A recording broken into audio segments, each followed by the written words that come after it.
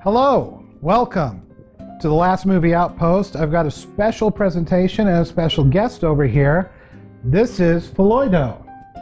And Fuloydo and I, he called me up, and well, let me go over a little bit of backstory. So you and I have known each other for almost 30 years, correct? 92, 93. 92, 93. And you and I, you are a Lord of the Rings major geek. There are geekier geeks than me, but not many. Correct. And when I say you're a major geek, you love the original stuff, the J.R.R. Tolkien. I'm a Tolkien geek. You're a Tolkien geek. So you called me up and you said, let's watch all 3 extended editions of Lord of the Rings back to back to back and then film it. So my first question for you is, why do you hate me? That was a slog, man. That was a slog. So we started at what, 10 o'clock? We broke for lunch. And that was only disc 1. We watched on DVD because Schmucky here won't buy a Blu-ray player. But we got through disc 1, so that's about an hour and a half on Fellowship. Yeah. We go and we eat lunch. We come back and we motor our way through most of the rest of it with I think only 1 or 2 breaks in between. We took a break between Two Towers and Return of the King. So we got done, what, about midnight? 11:30? Yeah. Somewhere around there. So, needless to say, we were tired. And drunk. Is lost, for none now live who remember it.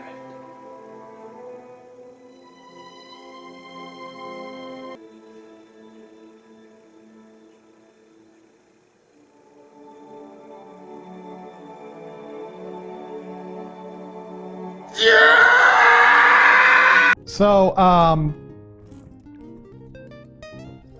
what we want to do, we took some notes here of what we thought. Now, the notes kind of peter out after Two Towers, I think. We kind of, there was a lot of beer. There was a lot of beer. There was a ton of beer. So, we're going to do our best with this. We're going to try, I'm at his house. We're in lovely rural Missouri. And we're going to do our best to try to figure out what we like and what we didn't like. Now, you and I have some strong disagreements about various pieces of the movies. You're a huge fan of the movies, as are, and I'm a huge fan of the way Tolkien intended. So I have issues with the movies. I think we should make it clear right up front. I think the special effects are second to none. I think Agreed. The casting is pretty much spot on. Agreed. I love everything about the movies with the exception of the script. Okay. So, and to be fair, I love the story that it's based on for the most part. Yeah. I find the books to be a bit of a slog. The initial... The Fellowship of the Ring, the first 100 pages of that is fucking probate. Because Bilbo does his party, that's pretty good. And then they get to Frodo divvying out the estate, and it goes on for like 75 pages. It is a slog, dude. So cutting all that out, I don't think is that big a problem. But there are some script problems that I have with the movies that I would have in general with any movie, because they are nonsensical with the narrative. Then there's other things that I think change from Tolkien that's where you and I have various disagreements, and we'll get to those. Yeah. So let's start out with some overalls. I was going to save this to the end, but as I'm thinking about it, we'll just start out with some overalls. Overall, you said special effects. Yeah, I love everything about that movie, except some of the tweaks they made to the story that I disagree with. I don't think that there's any special effects that really show any seams, except for early on with Gollum in Two Towers. Yeah, some of the green screen effects kind of smack you in the eye. There are a few, but we both noticed that Gollum gets better as you go on to Return of the King. Yes. Some of the music, I think we're both in agreement with. I think it's John Williams level perfection. That was an amazing score. Okay. And I agree on the casting. I don't think there's any miscasts in that. My only quibbles with the cast is and we'll probably get into this in more detail later, is the ages of the hobbits. I feel like the hobbits are a little too young. Too young. Well, Merry and Pippin are about the right age. I think Sam, the casting for Sam, is Sean Astin. He was, of the 4 hobbits, I think he was the best cast. Okay. I would give a close second to Merry and Pippin. I think Frodo's too young. Okay. I think Elijah Wood as Frodo did a fantastic job. For the most part. The problems that I have with Frodo as a character have nothing to do with Elijah Wood's portrayal. It has to do with the way Elijah Woods was directed. Okay, so any problems I have with Frodo, I don't lay on Elijah Woods, I lay on the director. Fair enough. We'll talk about Mr. Jackson as we go along. Jackson, I think we agree, so we'll talk a little bit about the Hobbit movies here. Oh, God. And then never talk about them again. I thought we agreed to never speak of that. What we found out with Jackson, what we noticed with Jackson, especially with the extended editions, is that he has a lot of misplaced excess. Yeah. There are places where he should have done things and he didn't. And then there's a lot of places where he stretches out something that is really irrelevant to the story. It's just, why are we talking about this? Right. And so in The Hobbit, that gets cranked up to 11. Oh, Lord, The Hobbit. So in The Hobbit, I think we all, and you know what's really disgusting about The Hobbit is that the special effects are a notch below the original Lord of the Rings. That's a sin. Yeah, there's no excuse for that. No. So, okay. We agree on those things. So let's get started. We'll start with the Fellowship of the Ring.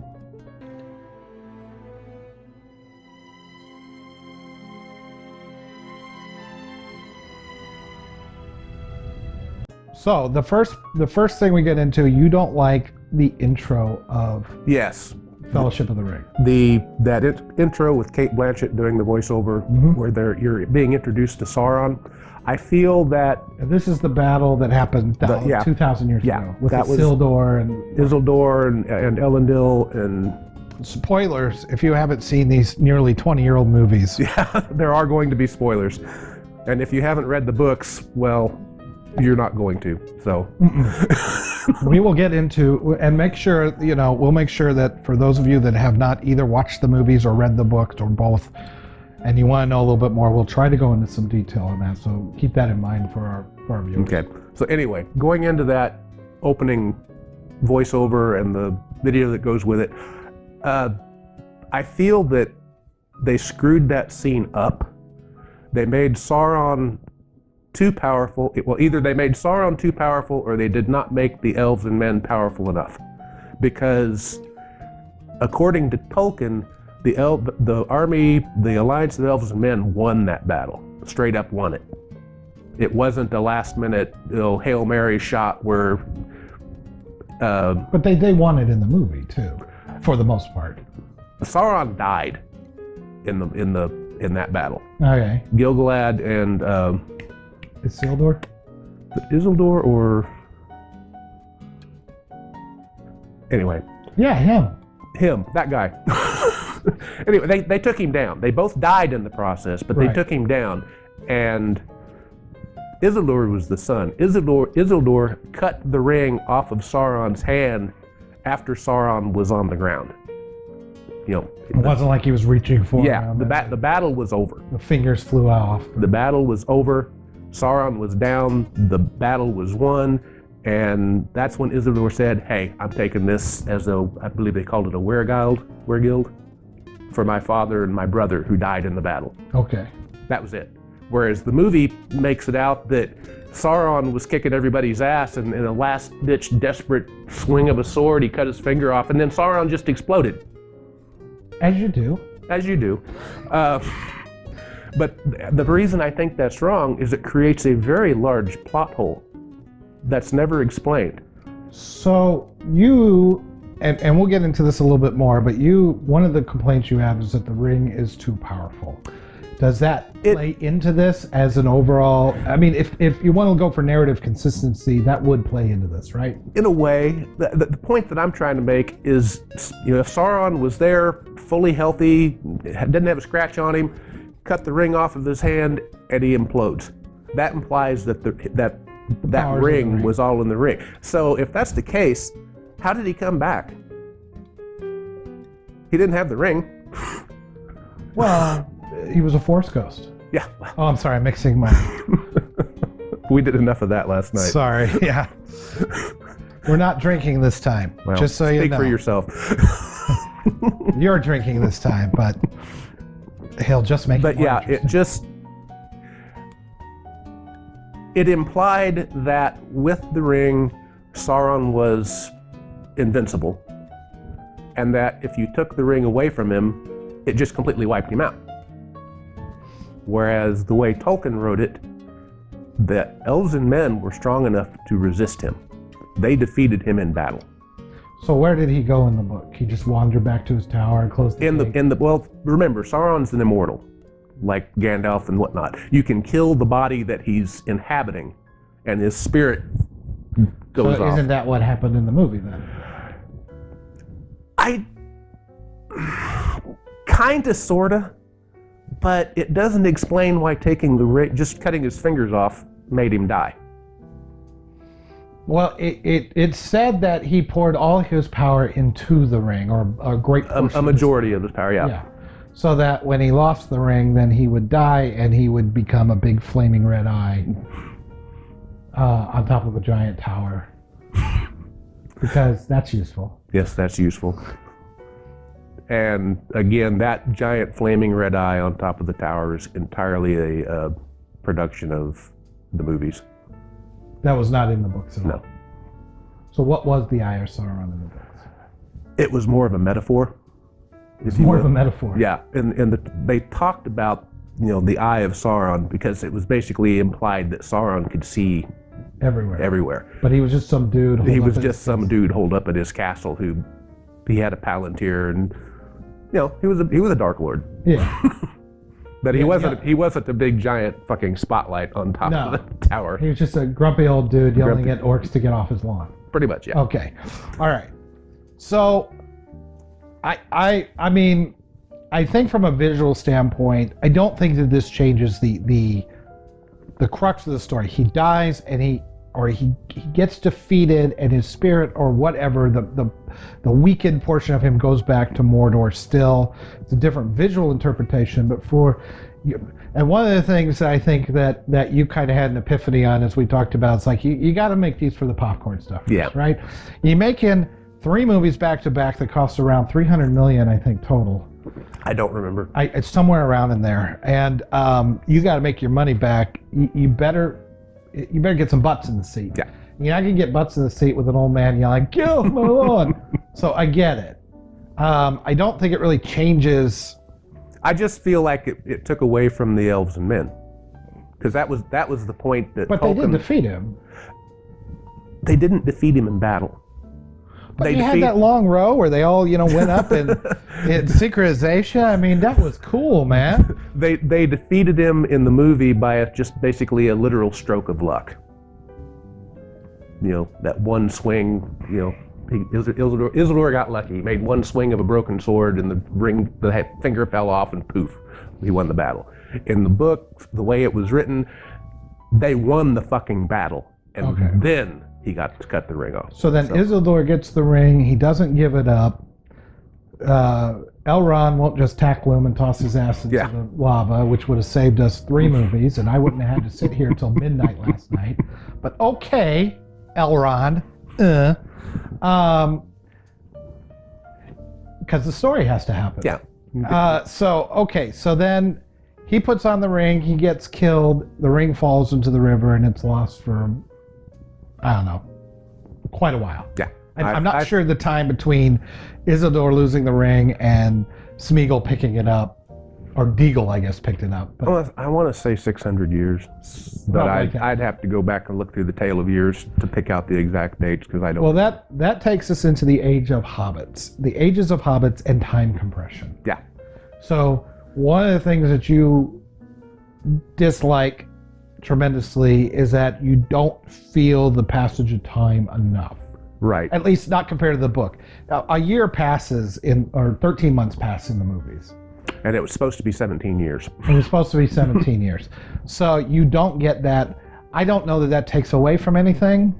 Well, I just don't see it.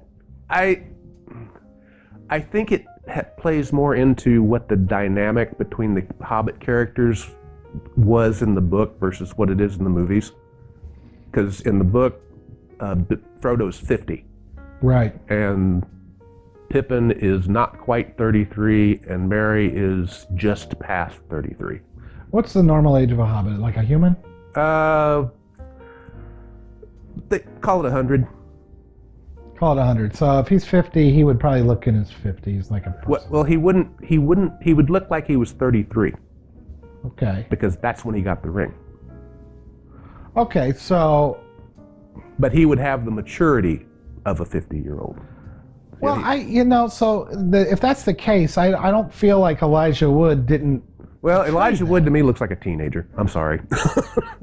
Okay, I get that he looks. Yeah, but you and I are old farts. Okay, everybody looks like a teenager now.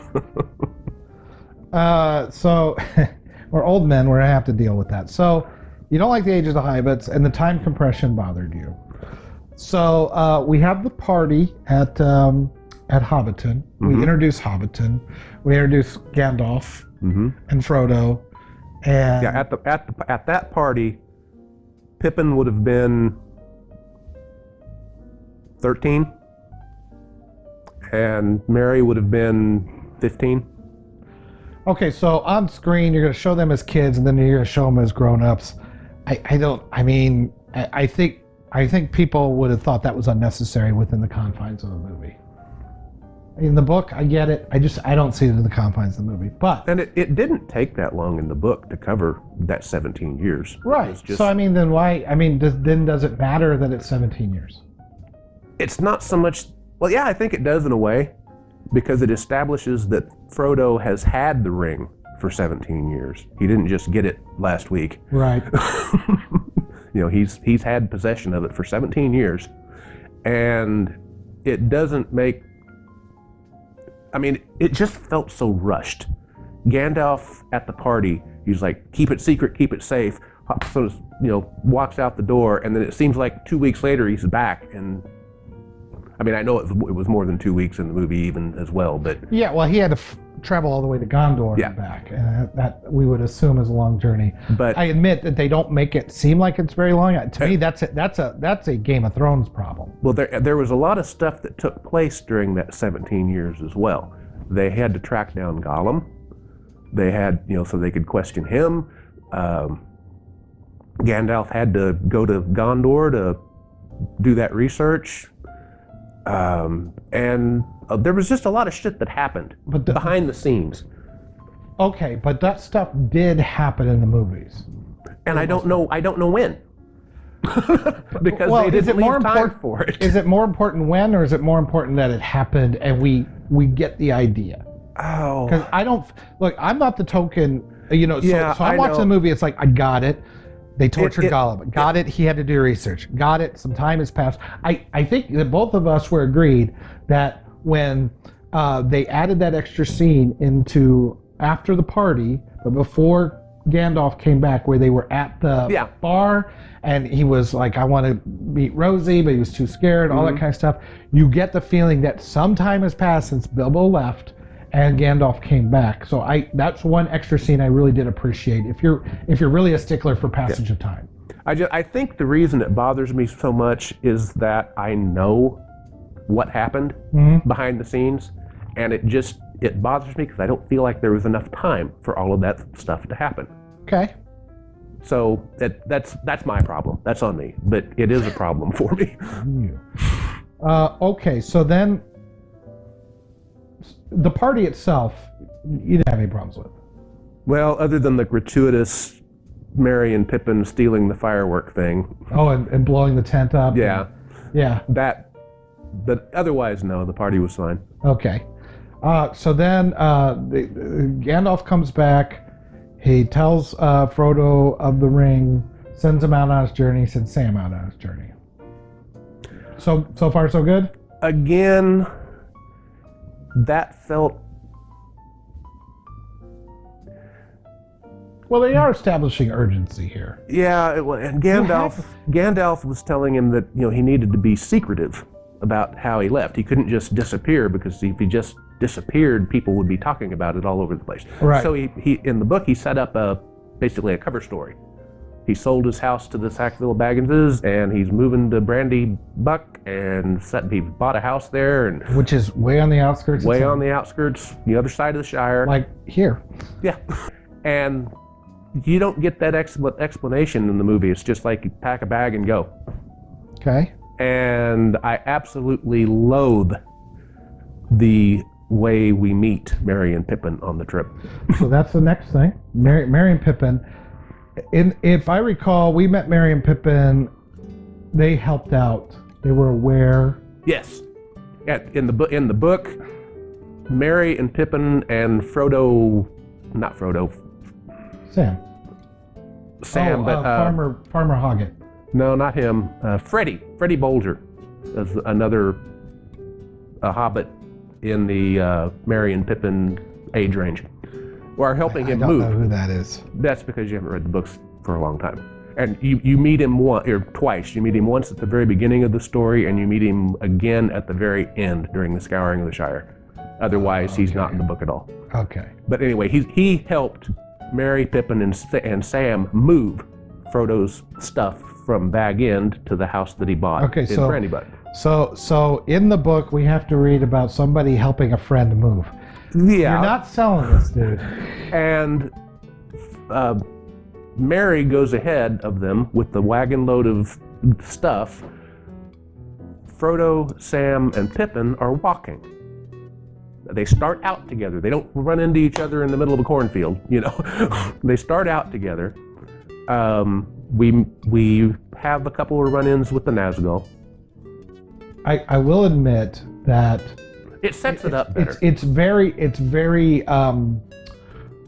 coincidental how they meet. Yeah, I will give you that. The book it sets it up, makes it seem more natural, if you will. Because as far as Frodo knows at this point, the only person that knows he's leaving the Shire is Sam. So then they once they get together, they get to the house in Brandy Buck. One thing I do want to talk about from a visual standpoint, one thing that I think you and I kind of came to a little bit of agreement on is that books as a medium can tell a story differently because you could pick it up, you could put it down, you could pick it up, put it down, you have bookmarks, that kind of stuff. When you're sitting people in a movie theater, you have a captive audience. Yeah. So you got to keep the urgency going, you got to keep the pacing going, you've got to present things a little bit differently than you do in a book. We're agreed on that. Yeah. Okay. So the visual piece that I think that a book couldn't do, and I think everybody knows which one I'm talking about. The Nazgul is coming. Yes. Frodo senses it, and they do that beautiful dolly zoom, where everything gets kind of weird and big because how they do that is they push the cart forward and they zoom out, or maybe they push the cart back and they zoom in. I don't know which one they did on that one.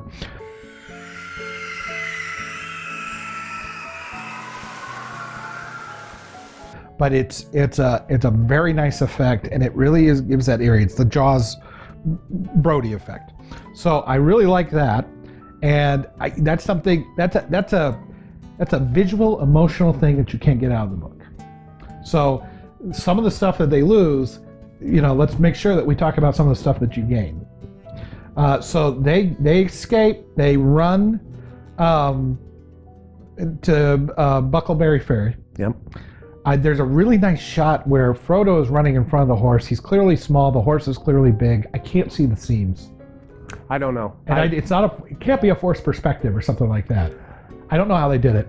I want to say they used something like a Clydesdale or something, but looking at the horse on screen, that's not a Clydesdale. No, it's not. It's just he looks. I'm guessing they did a face replacement. It's the only thing I can think of. I don't know. But it looks fantastic. Or maybe they did a green screen superimposition. That I don't could know. be too. I don't know. But the lighting is matched.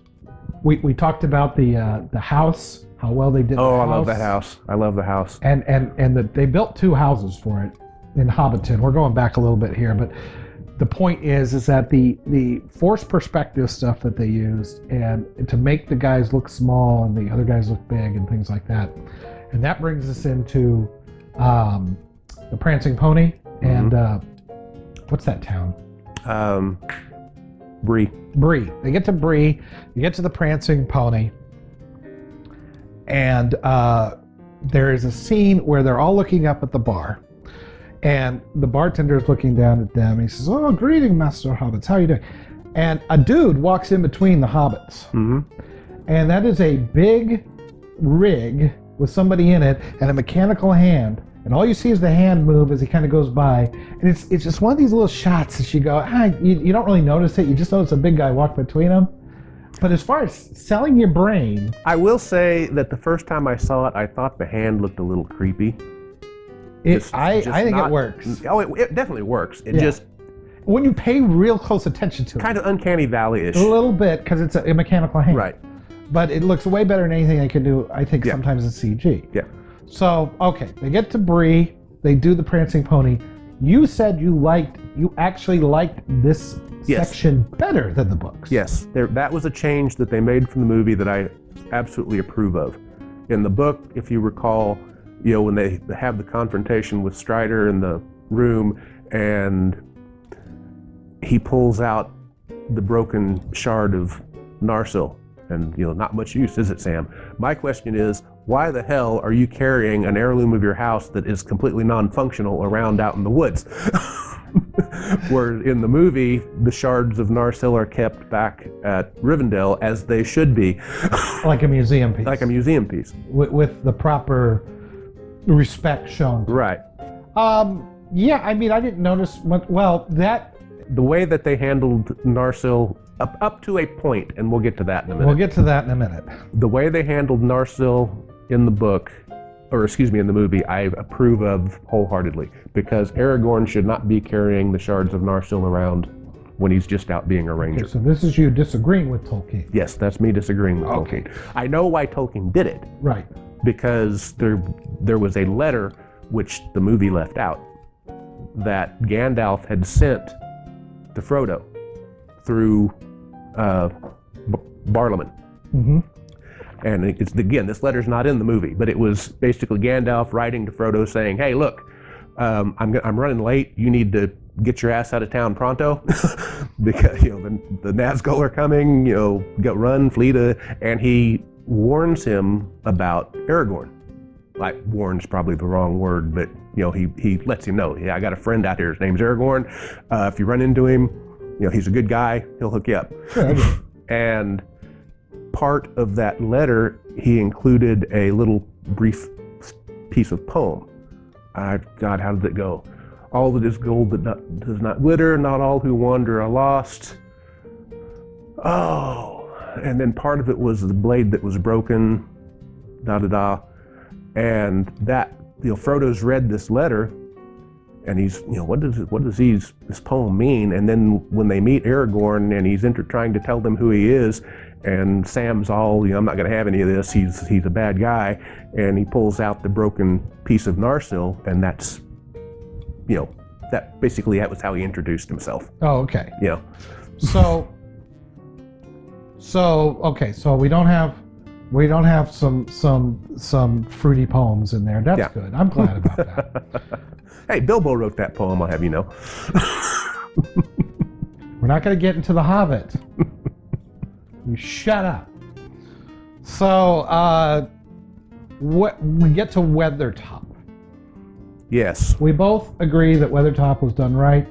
We know that you noticed. I didn't know that this was a thing, but apparently you said only 5 of the Nazgul show up there, and indeed in the movie only 5 showed up there. So that was a nice touch. So it showed they did at least a little bit of research. They did a little bit of research, and they also. So this is both in the movie and in the book. And I think we both, there's been, I mean, if you listen to anybody talk about it, you hear them say, okay, well, how come they're so easily dispatched by Aragorn there, where they're supposed to be so badass powerful later on? Why are they so less powerful then? This is not a problem with Jackson in the movies. This is a problem with the story itself. Yeah. My explanation was, look, you take a torch in the face, you got to take a step back, take a breather, walk it off a little bit. I don't care how powerful you are, you just took a torch to the face and you went up in flame. So and it is specifically stated in the book that they don't like fire. They don't like fire. Yeah. So they don't like fire, and they took a torch to the face. You also mentioned, or you said that Tolkien, you thought it was weak, if I recall, that he had a mild explanation for this. It's not explained in the Lord of the Rings specifically. You have to go to Unfinished Tales for this. But there is a piece in Unfinished Tales that tells the story of the Nazgul's hunt for the ring. Okay? I mean, it's like a mini novel all by itself. And at that point in time, the Nazguls had divided themselves. 4 of them were south of Hobbiton, and these 5 were east of Hobbiton. Okay. That's why there were only 5 at Weathertop. Okay. And I'm trying to remember, I'm pretty sure that the chief, the Witch King, was at Weathertop. Pretty sure. I think he was. I think he's the one who stabbed him. He's the one who stabbed Frodo. Right. Okay. The whole point of the whole scene is these guys are scary. Yeah. And we need to stab Frodo. And we need to stab Frodo. So. And also it establishes that Aragorn's a pretty powerful dude himself. True. One thing that they added about Aragorn that they did not have in the theatrical release is that Aragorn is 90 years old. Right. 89, 87, whatever it was. I thought that was a nice touch, because you say, oh, he's that long lived, and he's probably a little bit, he's leveled up. He's leveled up, yeah. Regular human. So, okay, so then You got a guy with 90 years of experience living in basically a 30-year-old body. Exactly. And so then you get to the river. Mm-hmm. Arwen. Yeah, I know why they. You had enough drinking last night that for some reason you could not figure out the difference between Éowyn and Arwen. Well, I knew the difference. I just kept getting the names reversed. I knew who I was talking about. It was very disappointing. I know. I'm sorry. So we get to Arwen. She picks up Frodo. Now in the original book, Frodo rode. And it was I can't remember his name again. Glorfindel. Yeah, it should have been an elf named Glorfindel. Glorfindel did the flooding, and Gandalf added the horses in the flood. Elrond commanded the flood. Elrond commanded the flood. Gandalf added the horses to it. And what did Glorfindel do? Glorfindel's not in the movie. In the book, I mean in the book, what did he do? He basically did everything that Arwen did. Arwen was not in that scene at all. Well, she's the one who did the flood and the horses in the movie. Is she? I didn't catch that. Yeah, well, you don't see Gandalf or Elrond. Well, you don't see him in the book either. It's just Elrond. Well, she starts chanting in Elvish. Elrond commands the river. Okay. Because it runs through his valley, basically. And Gandalf just happened to be there, and Gandalf's the wizard, so... Look, for all we know, and we discussed this, Frodo was just high. Yeah. Because they said at the beginning that hobbits are not just big on weed. Oh, yeah. They also love alcohol and food. So they're gluttons, alcoholics, and strung out drug addicts. So this whole thing could be a big hallucination. Yeah, pretty much. Mushrooms. It was the mushrooms. Oh yeah, they went for the mushrooms when they look, mushrooms. I was like, Jesus, guys, give it a break, all right? Mushrooms. For Christ's sake. So we talked about Andril and the sword that was broken. Right. You like that better. Let's talk about Bombadil. Okay. We said that Tim Benzedrine. What did you say? Tim Benzedrine. Tim Benzedrine. Oh. Bombadil and Tim Benzedrine. More drug references, in my opinion. Well, it was the 60s. It's getting strung out on Met. This is the blue Met in Breaking Bad. That's where they got it from. Tim Benzedrine. Well, no, that's from Lord of the Rings. Yeah. Okay, so if you're going to bring that up, let's talk about Board of the Rings. What is Board of the Rings? National Lampoon, Lord of the Rings, published in 1960 something. See, even then, they realized that Lord of the Rings was way up its own ass. It's about a book about that thick. It's barely a pamphlet. Barely a pamphlet, and it encapsulates the entire Lord of the Rings trilogy better than most feature-length movies. I'm not counting this one, but Fair enough. fair enough. And it's basically the Shrek of its day Okay. in terms of pop culture references. So if you're not a child of the 60s, a lot of the jokes in this book are just going to go Right. And it renames the characters a lot. Oh, yes. Like Oh, yes. Mad Magazine used to do them, and they would call you've Kirk, got- like they did Star Trek called Captain Quirk. You've got Dildo Bugger, Bildo Bugger. Frito Bugger, Spam, Moxie and Pepsi Dingleberry. Is that Mary and Pippin? Mm-hmm. Okay. They're really reaching now. Yeah. Tom Bombadil becomes Tim Benzedrine. Tim Benzedrine. And that's the thing I love. This little pamphlet of a book has the Bombadil Has scenes Bombadil in it. And 12 hours of movies can't find room. So Tom Bombadil in the books is like a dancing. He wears these weird clothes. He dances. He really would the tone they were going for. I don't know. You know what he is? You know what he is? And what, as far as I'm concerned, when I've read him, he's what they did to Radagast the Brown in The Hobbit. Where this crazy lunatic, this strung out lunatic, with bird's nests of hair. Tom Bombadil's not homeless. Tom Bombadil's not homeless, you agree, but Radagast the Brown is driving around on a sled pulled by jackrabbits, and it was absolute lunacy, and it did not belong. We At least the agreed. way We they- agreed we were not going to talk about the I'm Hobbit. sorry. But to me, Tom Bombadil would have stood out like that. Probably. If they did it like that. And they did kind of include the Old Forest scene, if you recall, in Two Towers, when they were with the Ents, when they were with Treebeard. Yeah, And they that- did. and that was tree- that was an extended edition scene. That was an extended edition Okay, scene. we'll get to that. Okay, but that came from the Bombadil scene in the book. Okay. Basically, So the only reason leaving Tom Bombadil out, and we'll get to it, but he gives them some weapons that mean something later on. yes. And because he doesn't give those weapons, it makes that scene a little like, huh? So we'll get to that. That's not till Return of the King. That's in the Battle of Pelennor Fields. Battle of Pelennor Fields. We'll get to that. Some of you may have guessed, but we'll get there. So then, in the meantime, while all this is going on, or even before this is going on, Gandalf has gone over to Saruman, and he says, Saruman, shit's going down. He's like, you're damn right, shit's going down, and throws him up the top of the tower. Right. I think the wizard fight is cooler than shit. You're a little less. I didn't enthused with need it. this. I didn't need to see that. I liked it because it wasn't full of added flashy effects. Well, that Bright was energy lights. that and was the lightnings. point last night when we went into a long series of Star Wars puns. That's right.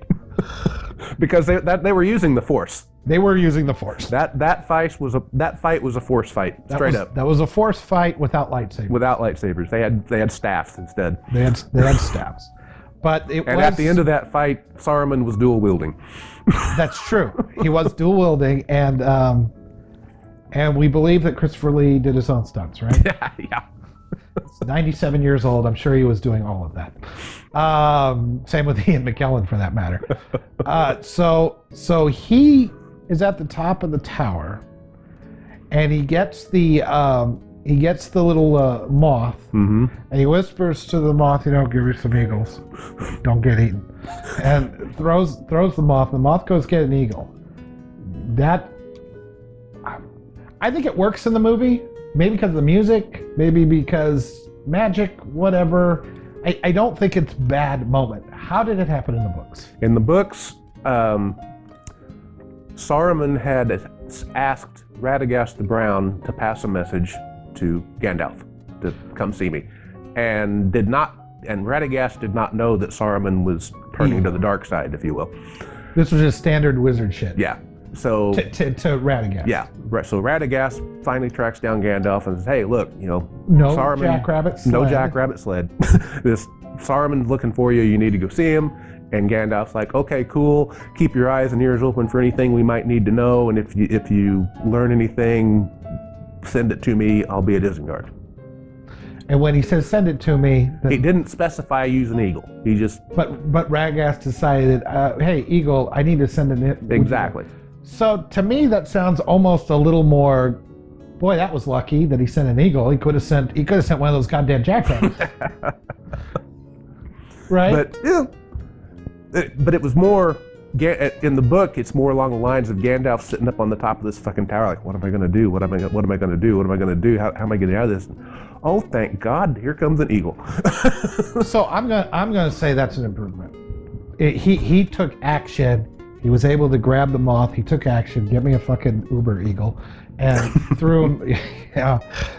And he was magic GPS. Oh, he's gonna be here in 5 minutes. And in the book, Gandalf, the eagle showed up to pass on the message, and Gandalf's like, "Hey, look, get me out of here." Eagle picked him up. They were gone before Saruman even knew, because Saruman wasn't up there beating up on him when the eagle showed up. Okay, true enough. So then we get to Rivendell. Rivendell. Everybody's in Rivendell now. I don't think either of us had any real problems with Rivendell, or Other than the OSHA violations. yeah, the lack of guardrails everywhere is a little disturbing. Yeah. That's a Star Wars thing too. Well, it seems to be the entire. I don't think there's a race in Middle Earth that believes in guardrails, because Rivendell, Moria. Well, fantasy stuff. I mean, the Star Wars same way. There's no guardrails anywhere. No guardrails. Or if they are guardrails, they're strictly decorative. This is where they saved on the special effects budget and the production budget, the building the sets. Skip the guardrails. They'll save a ton. Yeah. So okay, but Rivendell's gorgeous. Rivendell's gorgeous. I think the scene. I could not have pictured a better Rivendell. No. No, and it looks great. It looks great. I think the council scene is fine. I got no issues with it. For the most part. Was Sam there? He snuck in he was watching, and then he snuck in. He says, no one's going anywhere without me. Okay, because that's kind of the way it worked in the book, and I wasn't really paying attention yesterday during that scene. I couldn't remember if Sam was there or not. Well, you'd been drinking heavily. I'd been drinking heavily, yes. And we weren't. We're not even through the first disc of the first movie, dude. This is where. Actually, I hadn't started drinking yet. Here. You're right. I didn't start drinking until we got back from lunch. That's true. Yeah, but you caught up. I caught up. So then we get to they're on their trek. This is a promotional vacation video from the New Zealand Tourist Council, which is it worked. I'd love to see it. I'm not kidding. No shit. It is. They found the spots, so you got to give them that. There's one scene in there that you really enjoyed that isn't in the book, and that's where Boromir teaches hobbits to fight. Yes. That was a lovely added touch, and that's one of those things like we discussed yesterday. That absolutely probably did happen, and Tolkien just chose not to mention it because they were on. I didn't think of it. They were on that hike for a long time. Yeah, and it also I think adds to the camaraderie of the two. And the hobbits certainly didn't know how to fight before. Somebody had to teach them. Sure. So he's. Yeah, I agree. He's looking at it with I think Jackson is showing some camaraderie. He's showing them coming together as a group of friends, that they got each other's back. They're Right. They're getting to know each other. They're having fun. I like it. Gimli and Aragorn are smiling and watching the whole thing. It's nice. Do we want to mention? We kind of skipped over this when we were in Rivendell. Do we want to mention Narsil, Anduril? We did. We talked about it being. But we didn't talk about. Okay, the so fact he doesn't build it. He doesn't get it. Yeah, he didn't get it in the books. He was carrying Anduril when they left Rivendell. So that doesn't happen. I want to talk about that later. Okay. Because okay. I got some issues with metallurgy. But we can talk about that later. So they have then they go into the snow. The crows. What are they called? Crows fly with the Kreblin or something like that. Crebain. Something like that. That's how I would pronounce it. I'm certain I'm not pronouncing it. Kreblin. Crebain. I pronounce it how they did in the movies. I have no idea. He pronounces it like he read it in the books, but since never hearing it, it could be his pronunciations could be interesting. I was raised on Hooked on Phonics, so deal. Yeah. And it gave you got a whole degree at a university. I got a whole degree at a university, so hey. Okay. Not in English. No. we established that. So then you get to the snow. They kind of have a little wizard fight and the snow, and they say, okay, where are we going to go? Ringbearer decides they go to Moria. Go to Moria. I thought the entrance, the whole thing with Moria, great. Yeah, the Watcher in the Water was wonderfully done. Maybe a little OP, but not too bad. It's pretty good. Overpowered? Yeah. Okay. But not too bad. Not too bad. Not so much overpowered as oversized. Some of those tentacles, man, they're like, let's be around. Yeah, I love when they cut through something that's like 4 feet thick with one slice. Yeah, that's how that works. Got an X-Acto knife for a sword. So then you get into Moria. The little bit of extra in there is talking about Mithril, and they foreshadow, hey, he's got the shirt. Right. I think that's good because later on, when we get to the Battle of Balin's tomb, in the book, while that stuff is there, as the reader, you don't need it for foreshadowing because you already know Frodo's got the shirt because you were there when Frodo gave it to him at Rivendell. Well, that's true. That does happen in Rivendell in both cuts. I forgot about that. So I guess that has been established. I mean, nobody else knows, but you as the camera, you were there in the room when Bilbo goes, "Hey, here, put this on." And that was in the movie as well. That's when they had that brilliant scene where was that the okay, yeah. That's what Bilbo Right, okay. Like Jesus Christ.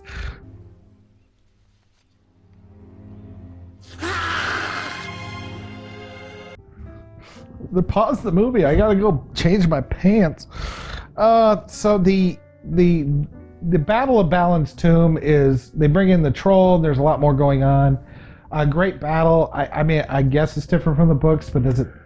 The only thing I have a problem with that, and this is from a movie standpoint, is when he gets skewered by a pike that's fucking 12 feet long, and he's like, "I'm okay. I got the mithril shirt wielded on." by a troll. Wielded by a troll. He's like, "I'm okay. I got the mithril shirt on." So that just means the mithril shirt went into your rib cage and back out the other side. It doesn't mean, it's like it'd be like putting on a bulletproof vest and laying on an anvil and letting me hit you with a sledgehammer. Yeah, it's gonna hurt like a fuck. It's gonna break your ribs. Yeah. So that's bizarre. And again, that was a change from the book. In the book, there was a troll there, but it didn't play a big deal in the fight. And it was just an orc that hit him with a sword. It was just an orc. Well, it wasn't a sword. It was a spear. It was a spear. But it wasn't a big, 15-foot pole held by a troll. It was just a regular spear held by an orc. Okay. So and it still hurt him. Yeah, he had a big bruise, but even that's probably still a little. I mean, if it's pointy enough, it would have drove that shirt right through him. Well, again, chainmail works. We had the discussion. The way the mithril is presented, I don't know, mithril, magic shirt. Well, again, if you read the book, the scene after they escape from Moria, when Aragorn finally gets around to treating Frodo, they take the shirt off of him. Some of the rings have been pushed through the leather into his skin. He's got a really nasty bruise. So you're saying the mithril was chainmail in the book? Because it doesn't look like chainmail. Yes, it's chainmail. Okay. It just looks. Yeah, the movie doesn't make it clear. No. But yeah, it's It it's looks- chainmail made from mithril. It looks like Liberace's. Yeah. You know. So I think the book implies that the chainmail links on the mithril shirt are finer. okay. You know, I mean, I get that they're stronger. I'll go with that. I think it goes with they're also smaller. Okay. Like if you look at that chainmail that all the humans were wearing, and the links were like the size of a dime, the links on the mithril shirt would have been like half that size. Okay. It's Tougher, stronger. I get it. It's a more finely linked shirt. But it is chainmail. Okay, and the ADR and the sound, that sounded like it was chainmail when they would throw it around and that kind of stuff, but It was chainmail, and it had a leather lining on the inside. Okay, not clear in the movie. I don't know. I agree. The movie makes it look like something out of Liberace's closet. Yeah. So then we get to the Balrog, and you shall not pass. Yeah, and I disagree. That scene right before the Balrog shows up, where they're just completely surrounded by orcs. Yeah. No, I don't like that. Why? Because it didn't happen that way. They never came face to face. After the battle in Balin's Tube, they actually escaped from the orcs, and that was kind of the whole point of that final battle with I mean, seriously, if they should have been dead. I mean, that many goblins, you know, if the Balrog hadn't shown up, they would have been dead.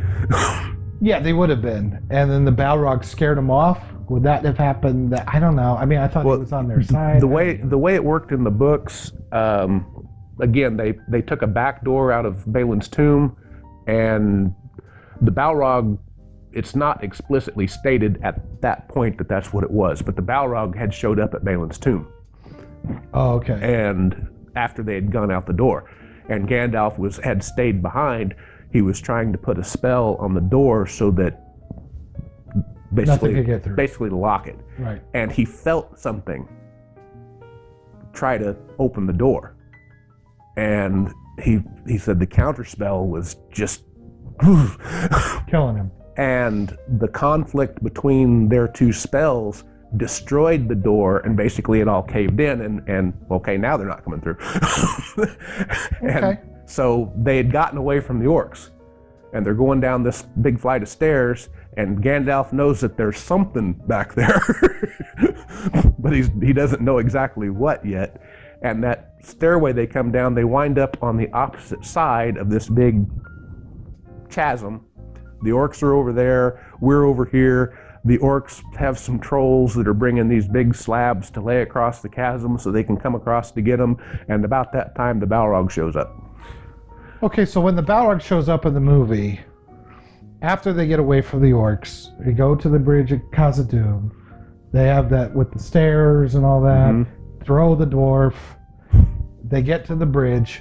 Then the Balrog shows up. I mean, that scene is pretty awesome. Yeah. Mostly Ian McGillen sells the shit out of it. Yeah. And the look of the Balrog, I think, is fantastic. I mean, it's pretty breathtaking on screen. Yeah, it is. My problem is I've never been really sure what a Balrog should look like. I guess funnily enough, I noticed that it had a very similar look to the real Ralph Bakshi one. And I think since that's the only visual one that we've really ever seen or that somebody interpreted, I think he just took it off of that. Very well could be. I hadn't thought about that one.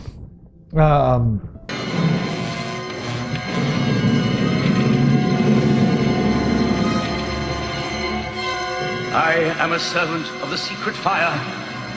You cannot pass. Go back to the shadow.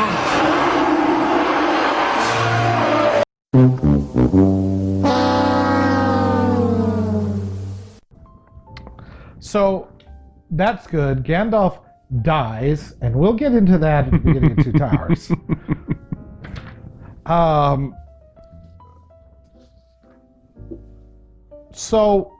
So they start heading to Lothlórien. Now, one of the things, I'm going to take a little detour here. One of the things that, you know, as we're going through this, and as in Rivendell, there was a lot of reluctance from Aragorn. Yes. And that his character arc throughout the entire movies is him embracing his destiny to be king. Yeah. I think from a narrative and dramatic standpoint, this is a good idea. You agree, it's not what was in the book. In the book, he was like, I'm ready. Let's do this thing. It's what I've been training for my entire life. Right. So there is no arc in the books for him. Very little. Well, yes and no. and you hit me with this last night, and you're going to hit me with it again. You said, yeah, his arc is in all the pre-books. Well, the pre-books isn't in the fucking movies. You have to read the appendices to get... Okay, I don't want to do homework to watch the fucking movies. I don't know what you don't get about this. You got to read the appendices, and then you got to read the Silmarillion, and then you got to shoot yourself in the fucking head. Well, don't forget Unfinished Tales. Oh, God, don't forget it. Yeah, heaven forbid we should forget about Unfinished Tales. They took his entire arc, which I don't know his arc outside of the Lord of the Rings books. His arc basically was finding out who he was, number one, falling in love with Arwen. Yep. And then Elrond basically telling him, if you want to marry my daughter, you have to be the king of... So the entire his entire arc or his entire motivation for Lord of the Rings was to get laid. Pretty much, yeah. To get some elf pussy. Yep, that was it. Now, I had to admit... Hey, have you seen Liv Tyler? Man, come on. I have to admit that there is plenty of old time or hero's journey that was basically all about getting some pussy at the end. Right. To win the girl. So I can understand that. I think in the movies, but he basically spent... There was no doubt that he loved her and he wanted her, and he was reluctant because of the weakness of Isildur, that he was worried about it. I don't think that's a bad thing to put in there. Well, he basically spent 60 years becoming the toughest, strongest, most savvy, most everything, leveling up, so that when the time came... Way too much work for some elf pussy. Sorry. So that when the time came, he would be ready to face his destiny, because, he wanted some elf pussy. Must be some damn fine pussy. All I can say. So, they get to Lothlórien. You know what they say, elf is top shelf, man. Write that down. Okay, so they get to Lothlórien. Lothlórien, they get the gifts.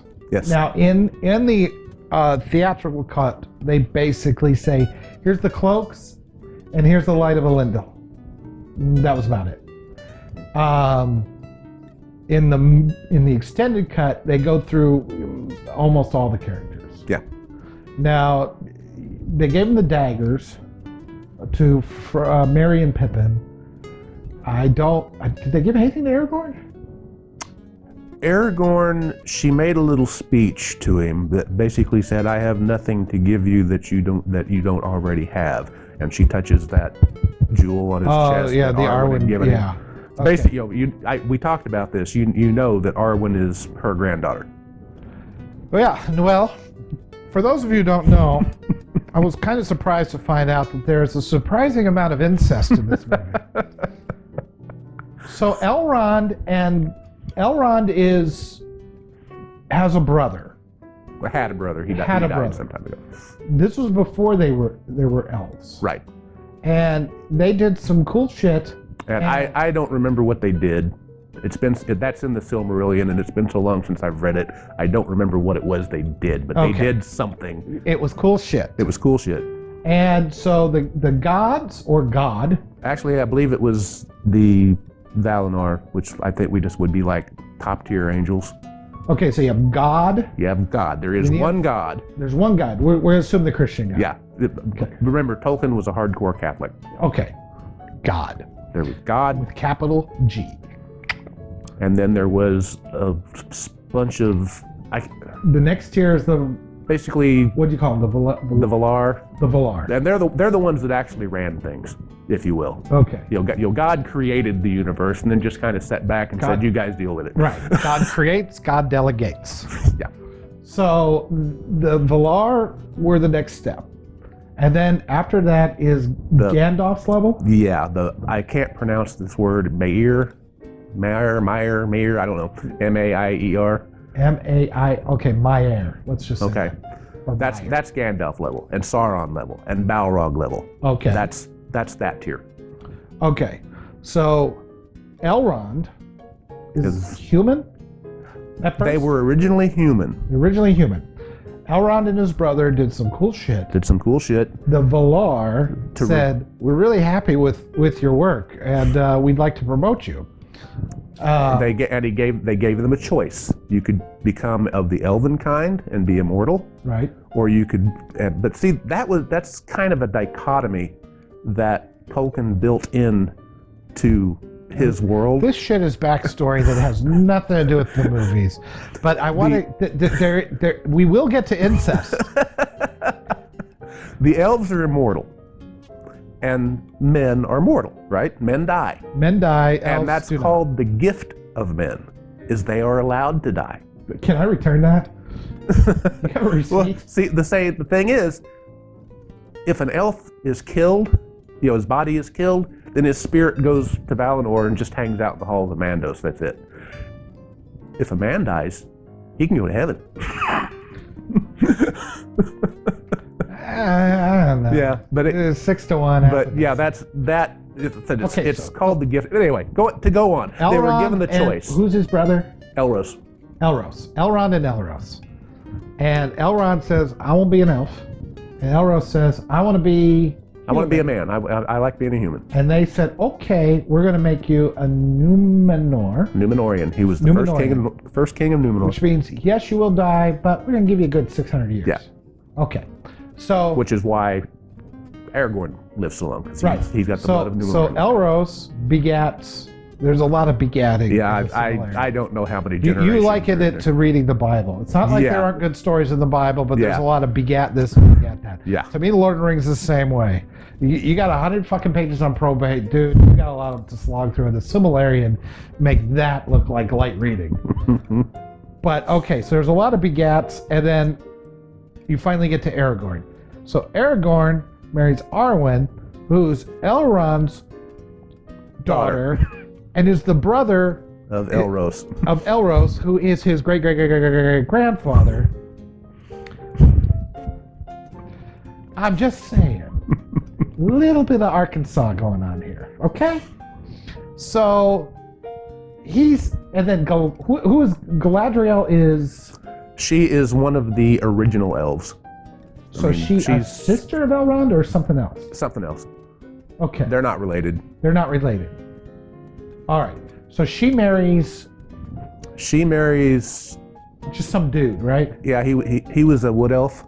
She was. That's right. She was a high elf. She was a high elf, and she married a garbage man. Yeah, her husband is basically of the same type of elf sanitation engineer as Legolas.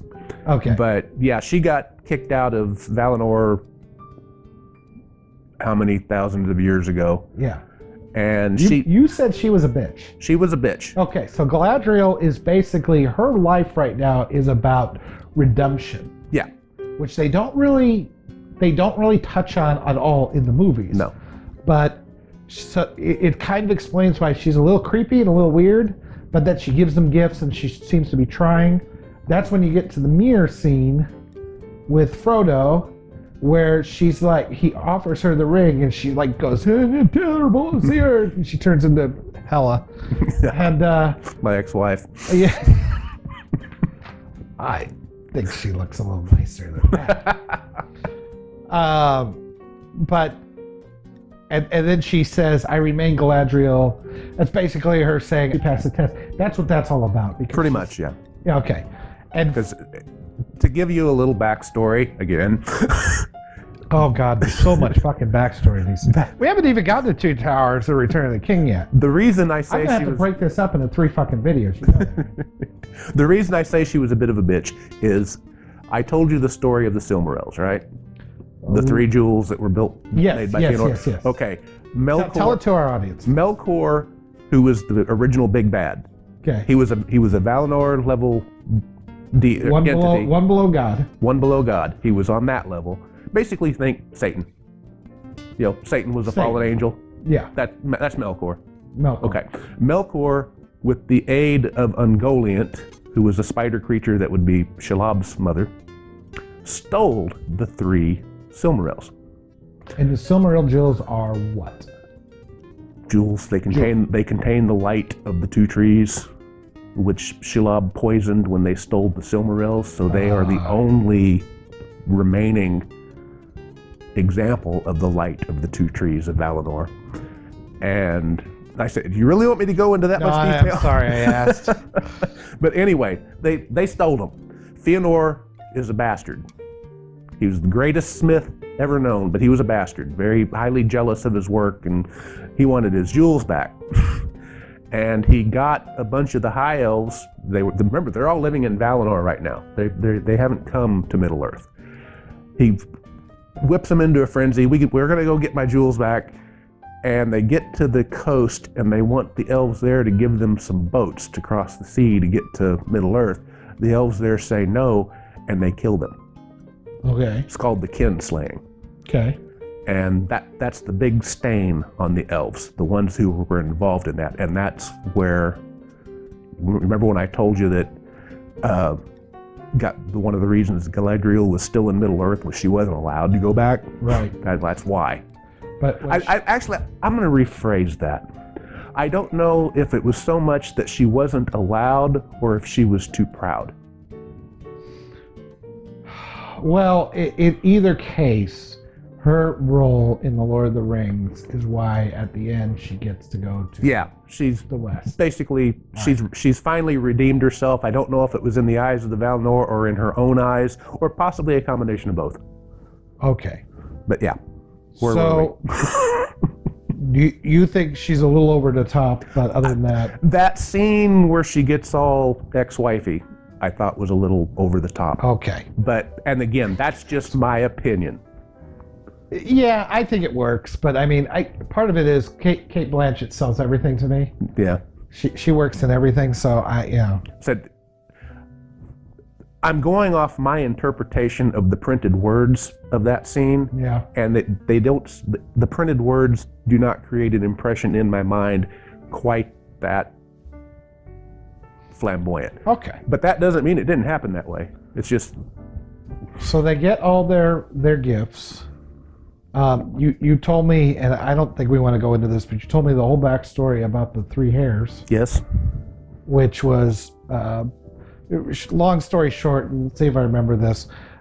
Somebody asked for 3 hairs from Fëanor, the Smith guy. The Smith guy asked for 3 hairs from Galadriel. Galadriel basically. No, he asked her for 1 hair, but he asked her 3 times.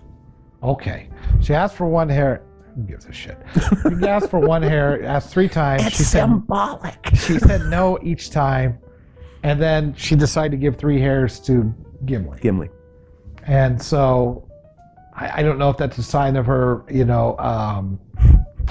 remorseful, I guess. I don't know. I don't know. It's not really clear. It's not clear. It's not clear in the movie at all why she does that or why. It's not clear in the books either. But it's just that is the backstory. You ask for 3 hairs from a woman. I'm pretty sure that's going to get you put in jail, or at least on some list. Restraining order. Something. You're going to get on a watch list. So we get out of there. There is a little bit of extra in the extended cut with Boromir talking to Aragorn about the White City and the king and them having kind of a moment. Yeah. Which I is not in the other edition, and I really like because it kind of makes what we call the Battle of Boromir. Or the death by telephone pole arrows.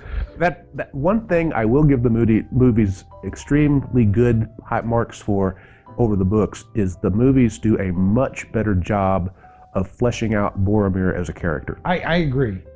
And Sean Bean, of course, the minute he walks on screen, it's like, oh, he's dead. Yeah.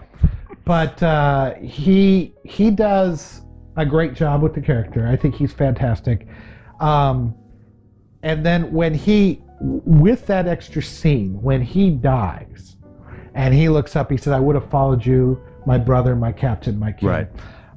It really does bring a little bit of a tear to your eye. I mean, it's really well done.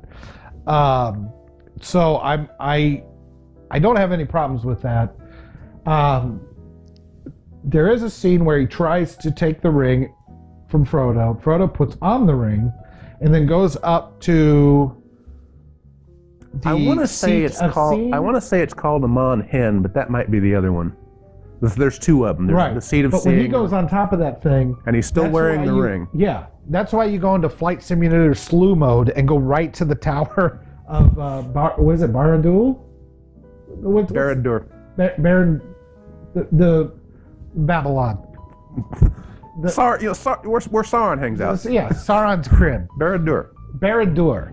And when it just slides across, which it didn't really do that in the last few times, even if you saw the eye or something, it didn't really do that. It was because he was standing on that. Again, not clear in the movie, but that is the way it worked, apparently. You kind of mentioned that to me. Yeah, kind of, That was sort one of. of the fun things about watching it with you, because you'd say, "Oh, you know why that did that?" And I'd be like, "Shut up, I'm trying to watch." But yeah, I don't know if it came across in the movie, because again, I wasn't really paying attention. Because by this time I had a few. You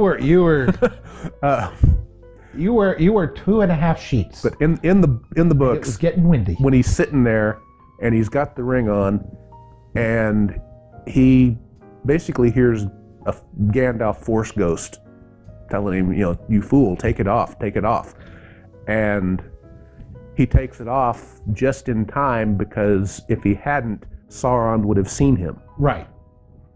So, maybe Jackson either misinterpreted or stretched that out so that no matter when you put the ring on, he could see him. Yeah. And when it was only when you were in a checkpoint or a particular place. Basically, the way phone booth. the way I took it from everything, all the times I've read the books, the way I interpret it is, if you're wearing the ring, Sauron can see you if he's looking in your direction. If he's looking in your direction. If he specifically happens to be looking, you're going to stand out like a guy waving a torch. So when he put it on in the Prancing Pony, Sauron happened to be checking out, the hooker den. Yeah. And, oh shit, look at that. That's fair. I gotta explain everything.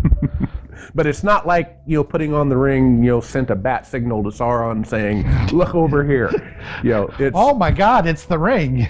and the same thing with the Nazgul. They could sense it, and the closer they were to you, the stronger that sense is.